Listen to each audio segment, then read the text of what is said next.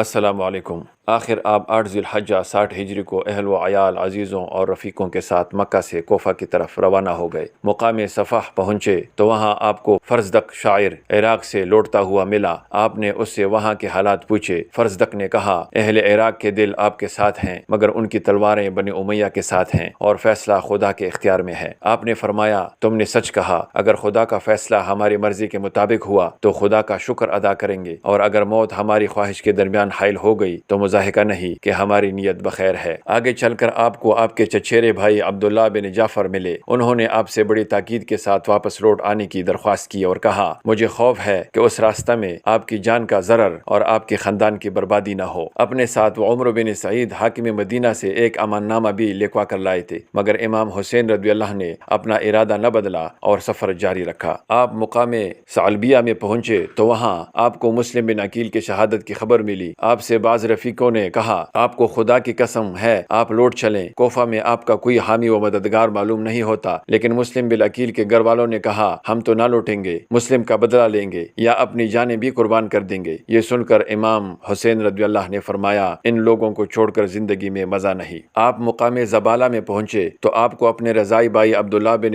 یقطر کی شہادت کی خبر ملی۔ امام حسین رضی اللہ نے عبداللہ کو مسلم بن عقیل کے پاس خط دے کر بھیجا تھا۔ یہ جس وقت پہنچے مسلم قتل کیے جا چکے تھے۔ ابن زیاد نے ان کو بھی محل کے چھت سے گرا کر قتل کرا دیا۔ ان خبروں سے آپ کو کوفہ کے حالات کا بہت کچھ اندازہ ہو گیا۔ آپ نے ساتھیوں سے کہا، کوفہ والوں نے ہمارے ساتھ غداری کی ہے، ان سے مدد کی توقع نہیں، لہٰذا ہمارے ساتھ جو ساتھی واپس ہونا چاہتے ہوں وہ بخوشی واپس ہو جائیں، ہماری طرف سے انہیں پوری اجازت ہے۔ یہ اعلان سن کر آپ کے اکثر رفقا آپ کو چھوڑ کر اپنے اپنے گھروں کو روانہ ہو گئے، صرف آپ کے خاندان والے اور کچھ مخصوص جانثار ساتھ رہ گئے۔ دوستو، بقیہ واقعہ انشاءاللہ اگلی قسط میں۔